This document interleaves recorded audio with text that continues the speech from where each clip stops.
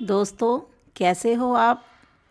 माता पिता तो अक्सर बच्चों के लिए त्याग करते हैं, लेकिन बच्चे भी अगर माता पिता के लिए त्याग करना शुरू कर दें तो हमारा समाज आदर्श समाज बन सकता है।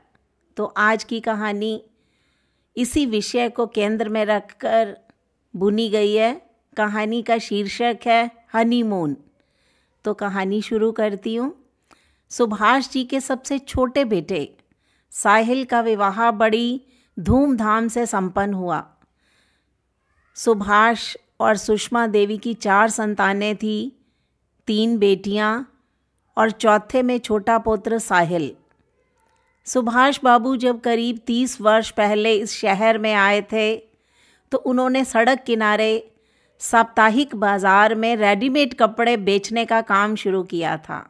1 कमरे का घर, उसी में किचन, बेडरूम, दुकान का सामान भी। बेहद तकलीफ़ भरे जाने कितने वर्ष गुजारे थे उस दंपत्ति ने। कितनी कठोर परिश्रम और बच्चों को बेहतर जीवन देने की ललक की वजह से वो हर मुश्किल से लड़ते हुए आगे बढ़ते चले गए। आज शहर के मुख्य चौराहे पर उनकी मशहूर रेडीमेड कपड़ों और साड़ियों का शोरूम था। अपना बड़ा सा घर था, गाड़ी, घोड़ा, नौकर चाकर सब कुछ थे। फिर भी सुभाष और सुषमा देवी 1 पैसा बस बच्चों पे खर्च किया करते थे।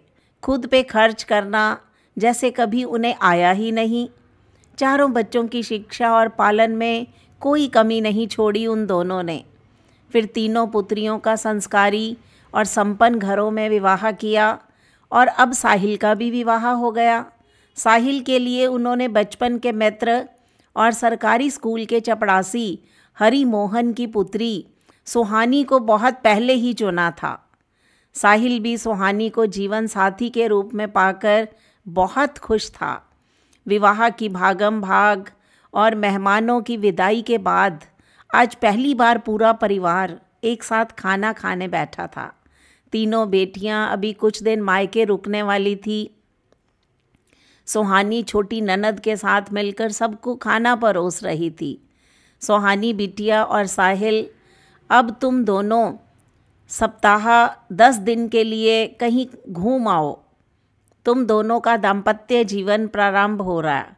विवाह के बाद मनुष्य का एक नव जन्म होता है। ऐसे में तुम दोनों कुछ दिन किसी ठंडे हरे भरे इलाके में बिता आओ ताकि दाम्पत्य जीवन में हमेशा ठंडक और हरियाली बनी रहे।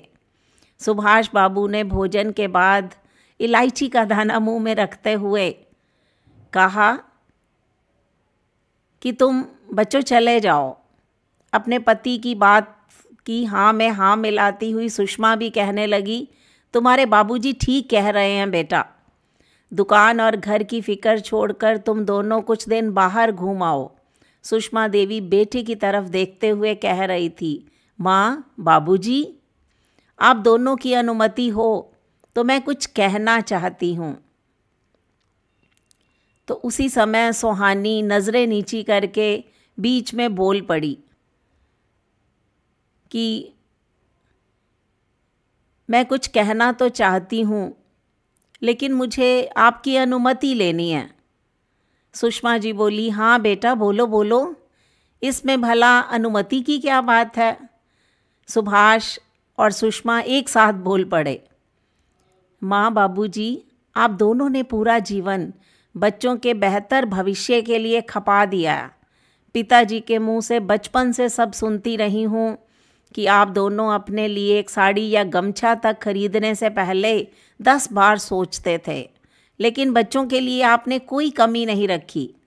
बाबूजी, आप दोनों तो शादी के बाद किसी बर्फीले और हरे भरे इलाके में घूमने नहीं गए, तो फिर आप बताइए कि कैसे इतना ठंडा स्वभाव और हरा भरा दाम्पत्य जीवन आप दोनों को मिला।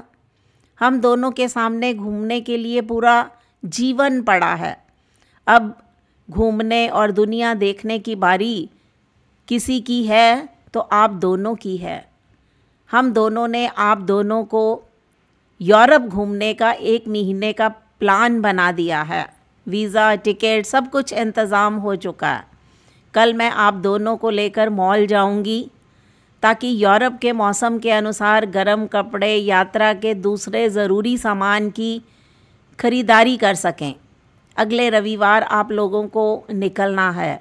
हाँ, टूर कंपनी वाले आप लोगों का हर तरह से ख्याल रखेंगे। और हाँ माँ, मेरे लिए लंदन से एक हैट ज़रूर लेती आना, साहिल हंसते हुए माँ को बोला। फिर सुभाष और सुषमा खिलखिलाकर हंसने लगे।